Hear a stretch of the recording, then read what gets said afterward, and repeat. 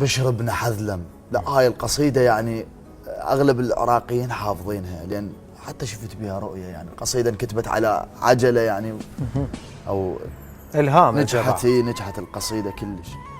بشر بن حذلم يذهب إلى المدينة: يا أهل يثرب لا مقام لكم بها، قتل الحسين فأدمعي مدرار تخرج أم البنين. يا بشر ماذا حل بولدي الحسين وزينب؟ قال لها: عظم الله لك الأجر بجعفر، بعبد الله، بعثمان، بأبو الفضل العباس. سقطت على ركبتيها: أخبرني عن الحسين وزينب.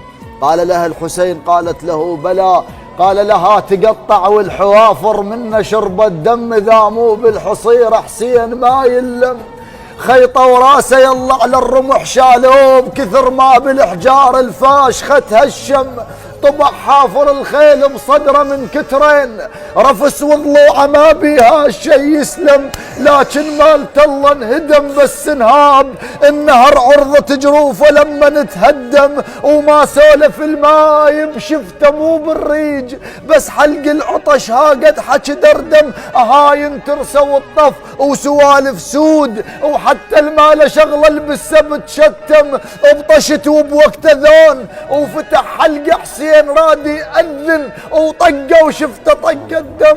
وش احكي لك على الختله نفطر بشباط، وش اسولف لك وزمزم يعثر بزمزم. واذا عن زينب تأذت اخبرك ايه، سعف وبنص حلقة النور ما تسلم. روجه بقيش تمشيش ما تقوم، تطيح الهزلة تعثر وزينب تتشتم. سباية تجر سباية تقاود الا الشام، بنية عم تناشغ على بنية عم. تصد للطف وتصعد بالعكس عنوق، عظم هدد وبالمقلوب تتقدم. عبايتها طويلة وتمسح تمشي، ما خلت اثر لقدامها وتنذم.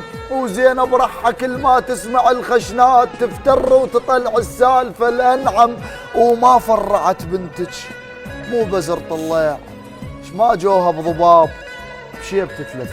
أحسنت زين، حسناتك إن شاء الله. الله يسلمك. احنا محتفين بكم اليوم، حياكم الله. نورتونا في برنامج الفرات داركم، واحنا حبينا من خلال برنامجنا نقدم لكم فشيء بسيط، وحقيقة هو أقل شيء ممكن نقدمه. بالعكس الله يسلمك. طبعا تحياتنا لك والأستاذ سعدون وعلى هاي المبادرة الجميلة، وتحياتنا لك. تفضل. الله يسلمك ويحفظك. وأكيد ما ننسى البطل سعد مهدي. الله يسلمك.